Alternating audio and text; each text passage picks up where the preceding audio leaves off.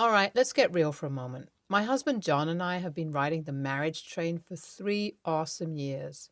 It's been quite the adventure, full of love, laughter, and a little chaos. Just how I like it. But you know what's been a thorn in my side? My sister in law, Ruby. Now, don't get me wrong, I was all about joining the family crew when John and I tied the knot. I was ready to be a team player and embrace everyone, but Ruby? Oh boy, she's got this talent for making me feel like an unwelcome guest at the family barbecue. Every family gathering feels like I'm tiptoeing through a minefield with Ruby on the prowl. She loves to point out how I'm not really family material, like I'm some interloper crashing the party. Take Thanksgiving, for example. I spent hours crafting the perfect pumpkin pie to impress the in laws, but Ruby couldn't resist taking a jab at my culinary skills. She took one bite, wrinkled her nose, and said, "Interesting twist, but nothing beats Mom's classic recipe." Of course, it's our family's thing. You wouldn't understand, LOL. Gee, thanks for the compliment, Ruby. And then there are those infamous inside jokes. The whole family is in on it. But I'm stuck playing catch up like I missed the first day of school. They share giggles and knowing glances and reminisce about old times, all without a clue of what's going on. It's like being at a party where no one invites you. Now, I can handle a bit of sass, but Ruby takes it to a whole new level. She's got a PhD in the art of being mean. If there was an Olympics for snark, she'd win gold every time. Always quick with a cutting remark, never missing a chance to put me down. You won't believe the number of times my husband John tried to mend things between Ruby and me. Bless his heart. He attempted to play peacemaker more times than I can count. And not just him. Even my mother-in-law and father-in-law stepped up to the plate, trying to bridge the gap and make us get along. But Ruby was having none of it. Honestly, I wish things could be different. I never wanted any drama or tension. All I wanted was to be part of a loving family, to build beautiful memories together. I've tried to be understanding, to give her space, but it's like walking on eggshells around her. Just when I thought things couldn't get any more complicated, Ruby's behavior took a nosedive into a whole new level of rudeness. But then something unexpected happened. John, my husband, dropped a bombshell on me. Ruby wasn't really his sister. She was actually the daughter of his mom's brother. Her real parents, Ruby's biological mom and dad, tragically lost their lives in a plane crash. Since then, she had been living with her aunt, my mother-in-law, who had raised her as her own daughter. I couldn't believe it. The reason behind Ruby's aloofness and sensitive nature was rooted in this. The poor girl had no idea about her true origins, and my mother-in-law had kept it a secret all these years to protect her. But when she didn't know it, she was living quite a normal life. Why be so bitter then? John begged me to keep this revelation to myself, and I willingly agreed. It was not my place to share such sensitive information. Just when I thought things couldn't get any worse, Ruby dropped another bomb that left me feeling like a deflated balloon. Picture this. We were at a family gathering and Ruby decided to announce her upcoming wedding. The event we'd all been waiting for. Right in front of everyone, Ruby declared that her wedding was going to be a family-only affair. And guess what? I wasn't on the guest list. The room fell silent and I felt like I was being swallowed whole by embarrassment and humiliation. At that moment, I wanted to disappear into thin air. I tried to maintain my composure, but it was tough. Oh, so tough. John's face was a mix of anger and concern, and my mother-in-law tried to intervene, but the damage was done. In the days that followed Ruby's wedding announcement, we were all living under the same roof, busy with preparations and excitement in the air. And then came the rehearsal dinner, a night that would go down in the books as one of the most painful experiences of my life. As fate would have it, The dinner was held at our home, and I was there trying to keep a brave face. But as soon as Ruby laid eyes on me, all hell broke loose. She didn't waste a second before launching into a tirade of insults that cut through me like a knife. "Look who decided to grace us with her pathetic presence," Ruby sneered. "You must be desperate for attention, huh? Pathetic." I tried to stand my ground to remind her that I wasn't even a part of her wedding, but she wouldn't let up. "You think anyone actually cares about you? You're nothing but a nuisance, an unwanted burden," she spat, her voice dripping with disdain. "Nobody wants you here. Why can't you just disappear?" The room fell silent. I wanted to scream, to defend myself, but I knew it would only make things worse, so I took a deep breath and walked away. I felt like crying, but I held it all in, refusing to give Ruby the satisfaction. But Ruby wasn't about to back down that easily. She followed me, kicked the door open, and started continuing her insults. "You think you're so special, don't you? Well, newsflash, nobody here actually likes you. They're just pretending to be nice because they pity you. Oh, let's not forget about John," she continued. "He settled for you, you know. He couldn't find anyone better, so he settled for the likes of you. You're nothing but a burden in this family," she spat. "They'll all do better off without you." I was done. I was going to take revenge. So, on her wedding day, she probably thought I wouldn't show up, but I was there, determined to take revenge. As expected, Ruby lost it when she saw me. She tried to get me thrown out, but I had a little surprise for her. An envelope containing some eye-opening information. I had done some snooping and found the legal adoption papers signed by my in-laws, proving that Ruby was not their biological daughter. I couldn't hold back anymore. In front of everyone, I revealed the truth.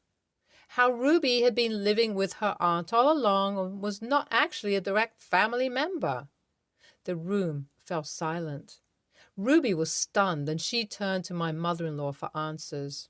The truth came tumbling out, and my mother-in-law broke down in tears.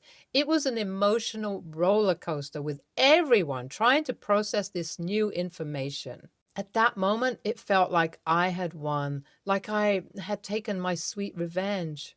But victory tastes bittersweet.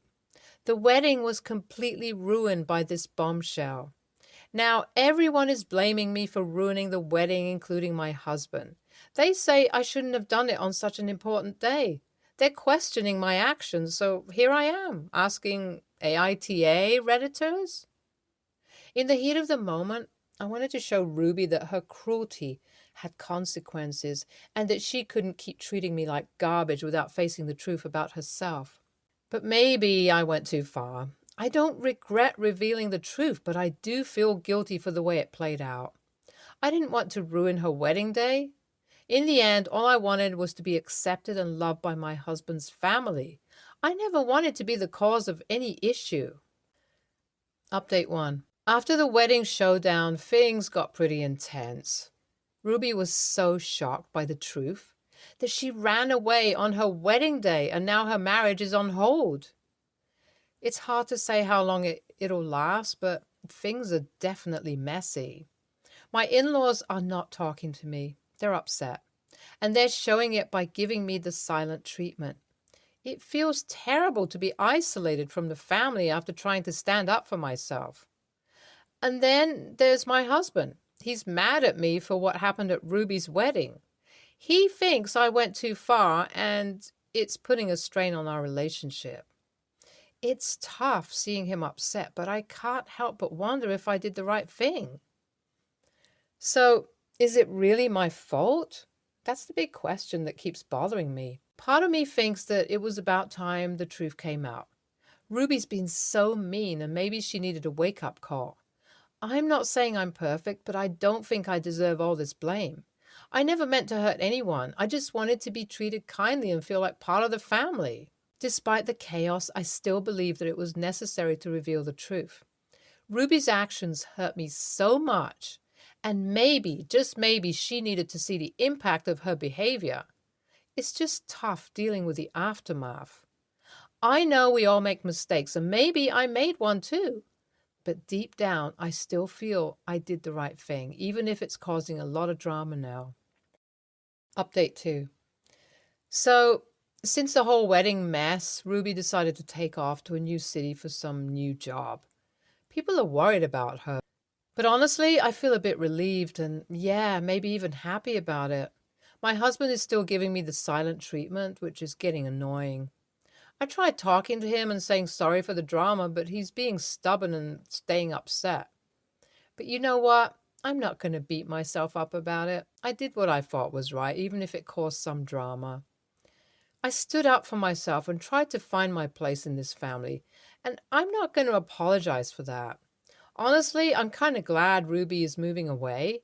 Maybe it'll give everyone some space to chill and move on. I never wanted to ruin her life. But I hope she finds her way in the new city and figures things out.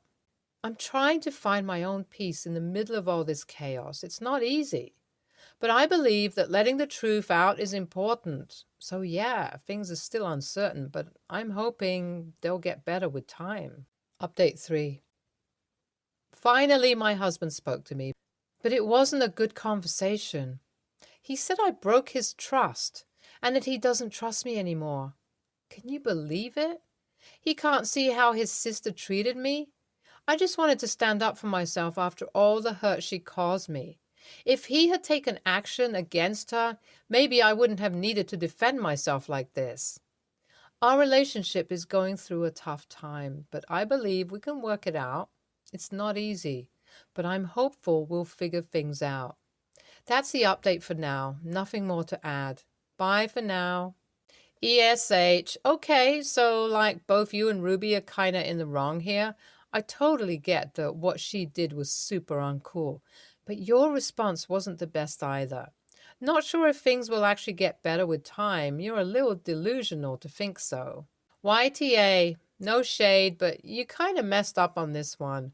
Ruining the whole fam's peace just because you were feeling bad ain't cool, especially when you broke your promise to your hubby.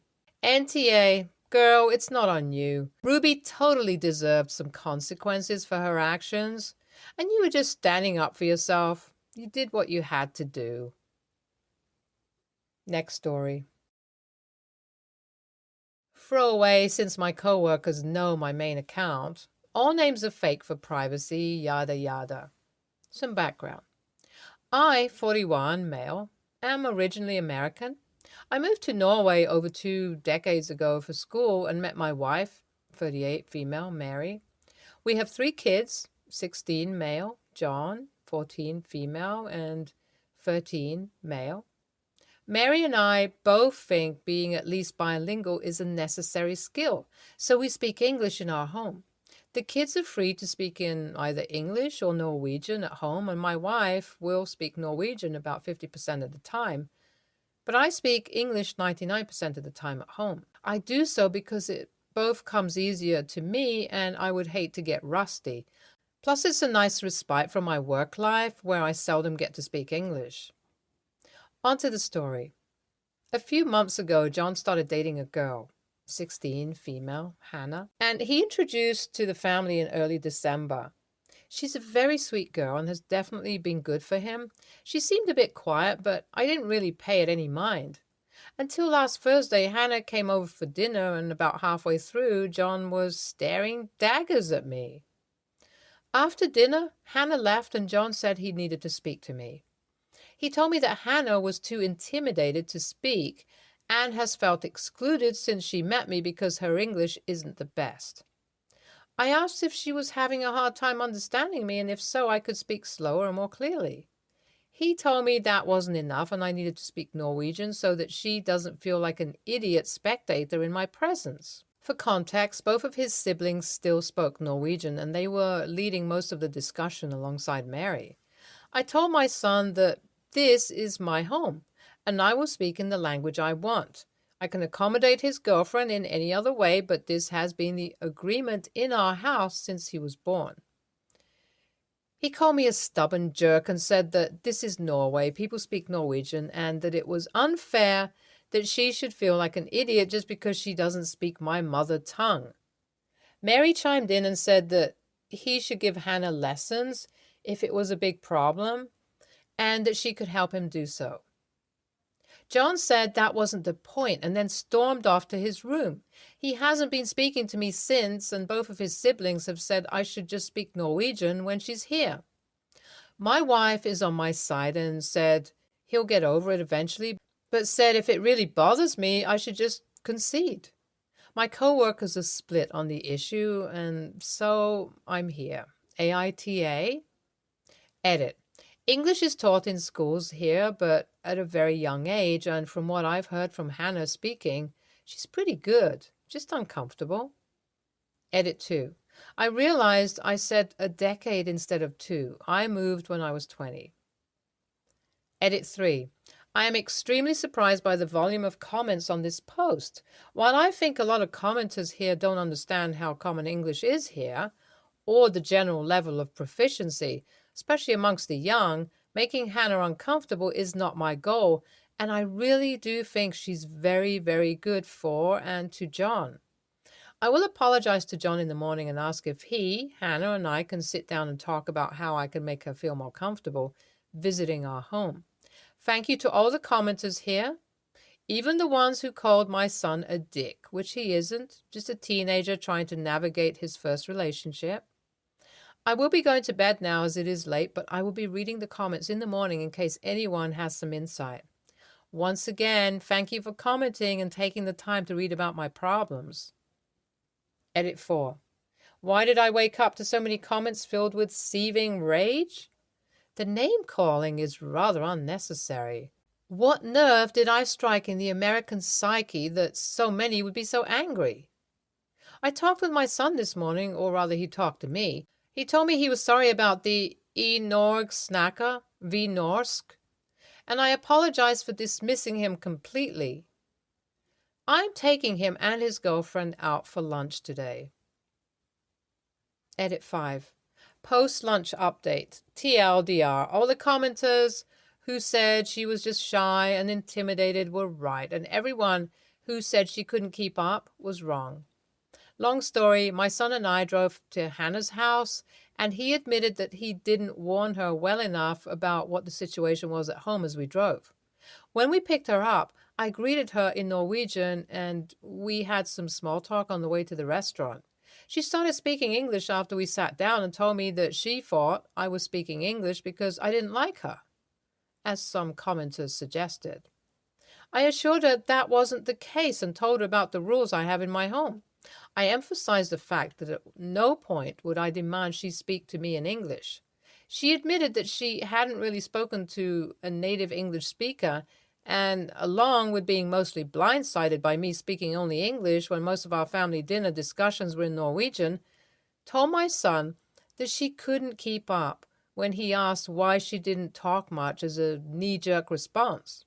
She also said she really wanted to make a good impression on me, but just kind of froze when trying to formulate sentences. I asked John why he didn't warn her, and he said he thought that he warned her well enough by saying that our house is bilingual and to expect to hear a lot of English. On the way back, I asked Hannah if she wanted me to speak Norwegian to her when she comes for dinner again, and thank God, I already have the a-hole judgment, and I don't care if dumb Redditors think I'm an ass for saying that. She said it wasn't necessary, but she'll probably be speaking Norwegian. So, AITA? Probably. But it worked out, and the NTA commenters who said she was just intimidated, shy, and wanted to make a good impression were right. And all the vitriol and Anglophobic Americans were wrong about her not understanding English. I am going to make a point of telling my younger two to actually warn future significant others about this and warn me before problems arise so that I can avoid the painful irony of reading illiterate commenters project their own lack of proficiency with English on my problems. Thank you for reading, commenting, and up, downvoting.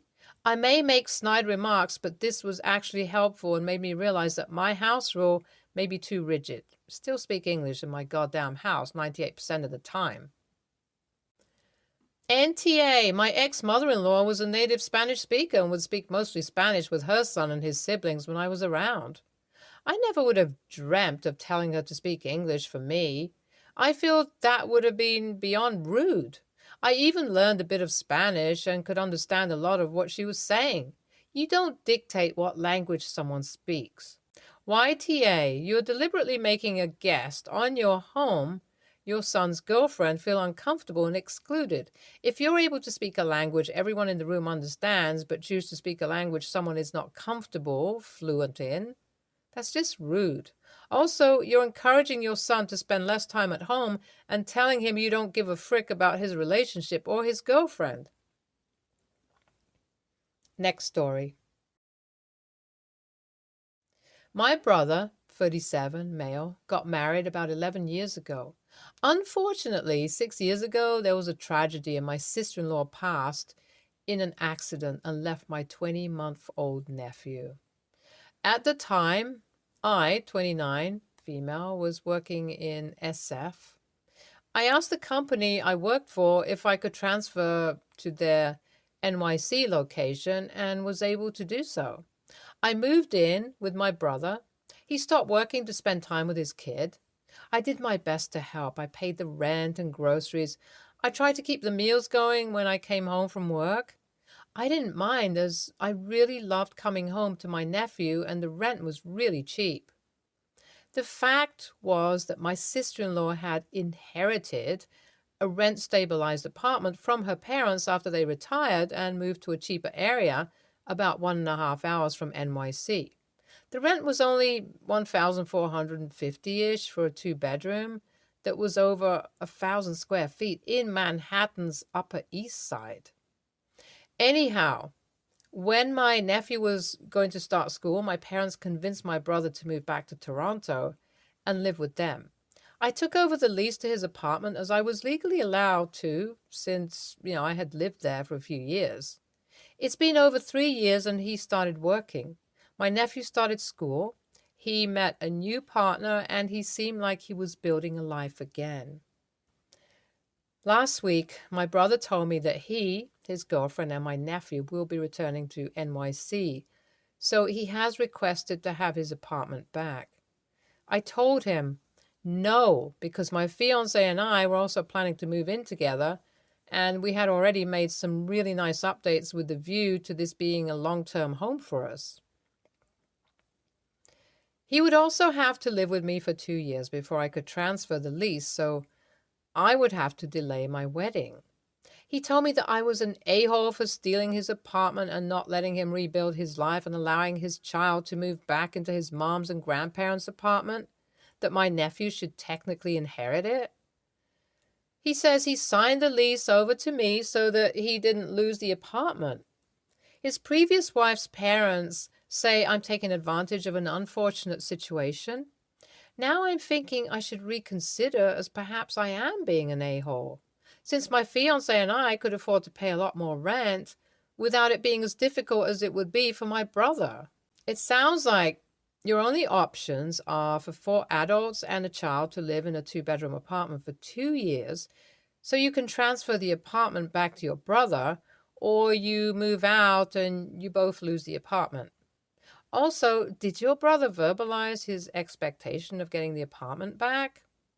I'm leaning towards NTA, but unfortunately, your relationship with your brother may suffer if you keep the apartment. NTA, you moved across the country to help your brother when his wife died, paid the rent and supported him. He then transfers the lease to you so he can move out and raise his kids somewhere else. Your reward for upending your life for him? Get out. My situation has changed, so I need you to upend your life again to accommodate my family. It's like he suddenly forgot how you paid rent and groceries and took care of him and his baby. You aren't freeloading, and you never have. Also, they don't own the apartment. Sorry, he changed his life all of a sudden, but you shouldn't have to suffer your life plans for it. NTA. Stay tuned for more stories from our girl relationships.